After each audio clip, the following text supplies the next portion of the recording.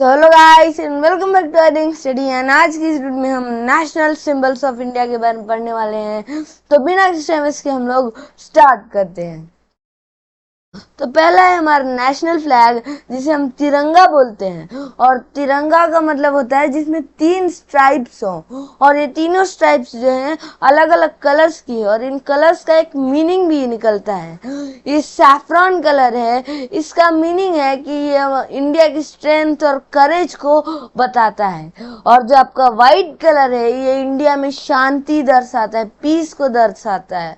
और जो आपका ग्रीन कलर है ये एग्रीकल्चर को दिखाता है कि इंडिया बहुत हरा भरा है, इसमें बहुत अच्छा खासा एग्रीकल्चर होता है। और एग्जाम में एक बहुत मोस्ट इम्पॉर्टेंट क्वेश्चन आता है कि जो हमारा इंडिया का नेशनल फ्लैग है इसका रेशियो क्या है, लेंथ इज टू विथ या फिर विथ इज टू लेंथ पूछता है। तो इसका जो रेशियो है वो है 3:2 as length is to width, ठीक है। और अगर विथ इज टू लेंथ देखें तो ये 2:3 है, ठीक है। और इसको कब अडॉप्ट किया गया था, तो इसको 22 जुलाई 1947 को अडॉप्ट किया गया था, ठीक है गाइस। और इसको जो है 24 स्पोक्स है इसके अंदर। इसमें जो व्हील है ये व्हील ये जो अशोका के पिलर से लिया गया है, ये जो सारनाथ में है, इसमें 24 स्पोक्स हैं, 24 छड़ियां हैं, ठीक है। और इन सबका एक मीनिंग भी होता है, ठीक है।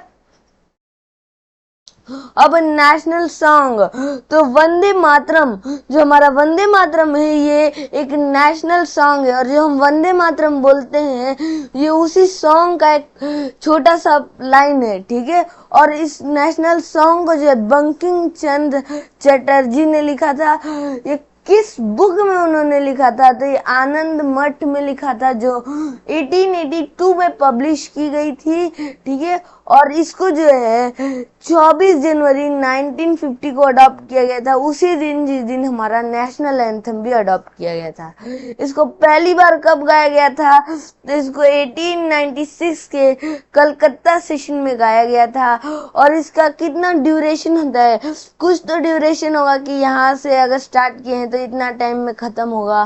तो ये 1 मिनट एंड 5 सेकेंड्स यानी 65 सेकेंड्स में इसका ड्यूरेशन है। जो हमारा नेशनल एंथम है जन गण मन, इसको जो है अपने रविंद्रनाथ टैगोर या R.N. टैगोर के द्वारा लिखा गया है। और इसको जो है कब अडॉप्ट किया गया था, उसी दिन जिस दिन हमारा नेशनल सॉन्ग भी अडॉप्ट किया गया था, 24 जनवरी 1950 को। 1911 में कोलकाता सेशन में गाया गया था। कोलकाता और कलकत्ता जो है सेम है, जो कलकत्ता था वो उसका पुराना नाम था, और कोलकाता जो है अभी नया नाम है, प्रेजेंट का नेम है, ठीक है। और इसको भी तो कोई ड्यूरेशन होगी कि यहाँ से स्टार्ट किए तो यहाँ खत्म होगी, तो इसको 52 सेकेंड्स तक गाया जाता है, ठीक है गाइस। तो नेशनल एम्बलम ऑफ इंडिया जिसमें लिखा है सत्यमेव जयते, तो इसके बारे में हम पढ़ते हैं, ठीक है गाइस। तो ये जो है आपका जो है रिप्लिका है एक लायन पिलर की, जो अशोका के द्वारा बनाया गया था सारनाथ में। ये जो एक रिप्लिका है इसको सारनाथ में अशोका के द्वारा बनाया गया था। और इसको कब हम लोगों ने अडॉप्ट किया था 26 जनवरी 1950 को, उसी दिन जिस दिन हमारा कानून लागू हुआ था, उसी दिन इसको हमने अडॉप्ट किया गया था। और ये सत्यमेव जयते है इसको मुंडक उपनिषद से लिए गए हैं, ठीक है। अब इंडिया का नेशनल कैलेंडर के बारे में हम पढ़ते हैं, ठीक है गाइस। तो इंडिया का नेशनल कैलेंडर का नाम है साकाएरा, ठीक है गाइस। और ये जो है कब अडॉप्ट किया गया था, इसको 22 मार्च 1957 को अडॉप्ट किया गया था। और इसका पहला महीना है चैत्र, इसका लास्ट महीना है फागुन, ठीक है गाइस। अब हमारे नेशनल एनिमल बंगाल टाइगर के बारे में बात करते हैं, तो ये है हमारा नेशनल एनिमल बंगाल टाइगर, ठीक है। और इसको मोस्ट ऑफ द सुंदरबन के इलाके में पाया जाता है और इसको बचाने के लिए इंडिया की गवर्नमेंट ने बहुत सारे प्रोटेक्शन इनके लिए वाइल्ड लाइफ सेंचुरी बनाई है सुंदरबन में, ठीक है। तो अब हम पढ़ेंगे इंडिया के नेशनल फ्लावर के बारे में जो है लोटस। और इंडिया ने लोटस को ही क्यों चुना, ये आपके दिमाग में एक क्वेश्चन आ रहा होगा। तो इंडिया ने लोटस को इसलिए चुना क्योंकि कितना भी गंदा पानी हो, कीचड़ ही क्यों ना हो, उसमें लोटस एकदम सुंदर लोटस उग जाता है उसमें। तो इंडिया दर्शाना चाहता है कि इंडिया जो एक लोटस है और जो उसके बाजू में जो कंट्रीज है वो बिना कुछ भी काम करने फालतू कंट्रीज है, ठीक है गाइस। जैसे कि अपना पाकिस्तान है, ठीक है। तो अब हम पढ़ेंगे नेशनल बर्ड जो पीकॉक है। ये बहुत सुंदर पक्षी है और इसकी एक ये खास बात है कि जब ये जो बारिश आती है तब ये अपने पंख को फैला के नाचता है, ठीक है गाइस।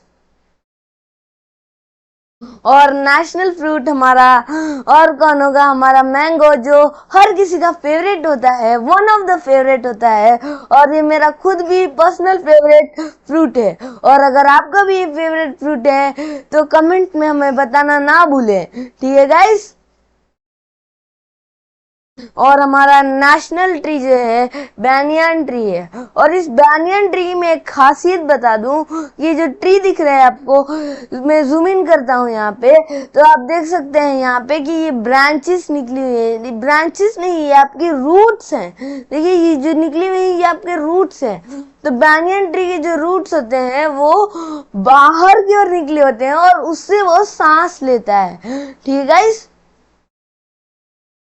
और हमारा नेशनल हेरिटेज एनिमल जो है एलिफेंट है। और ये एलिफेंट जो है हमारा कहाँ पाया जाता है, elephant most of the south India के स्टेट्स में जैसे केरला, तमिलनाडु में देखने को मिलता है। और इनको बचाने के लिए यहाँ पे बहुत सारी वाइल्ड लाइफ सेंचुरीज भी बनाई गई है, नेशनल पार्क्स बनाए गए हैं जहाँ आप घूमने भी जा सकते हैं, ठीक है। और हमारा नेशनल रिवर कौन सी है, तो हमारी नेशनल रिवर है गंगा।